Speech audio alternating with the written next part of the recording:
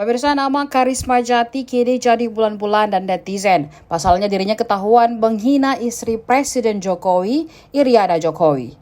Aksinya menghina ibu negara sampai dikomentari Gibran Rakabuming dan Kaisang Pangarep. Belakangan pekerjaannya terungkap ke publik. Ia diketahui seorang komikus bernama Karisma Jati. Ternyata dalam komiknya sendiri juga kerap mendapatkan hujatan. Pasalnya ia kerap membuat komik yang tidak senonoh. Kini Karisma kena batunya, meskipun sudah meminta maaf, namun dirinya disebut segera dijemput pihak berwajib.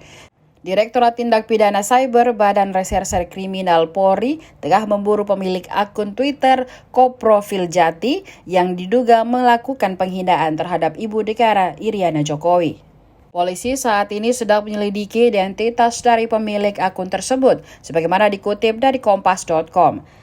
Direktur Tindak Pidana Cyber Kabareskrim Polri Brigjen Adi Vivit menjelaskan pihaknya sudah menemukan unsur pidana dari unggahan Karisma.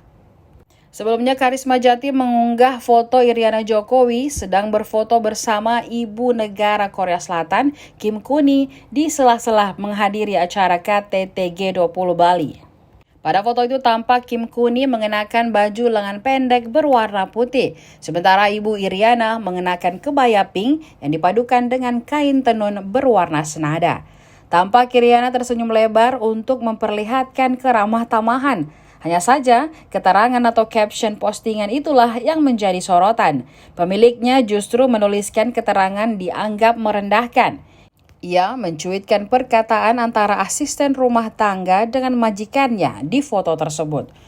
Sontak saja, tweet itu langsung ditanggapi oleh Gibran Rakabuming dan Kaisang Pangarep. Gibran Rakabuming mempertanyakan maksud dari akun tersebut yang menjadikan salah paham sebagai alasan dirinya menghapus tweet tersebut. Begitu pula dengan Kaisang Pangarep, meski sudah meminta maaf, Karisma Jati masih tetap menjadi bulan-bulanan netizen.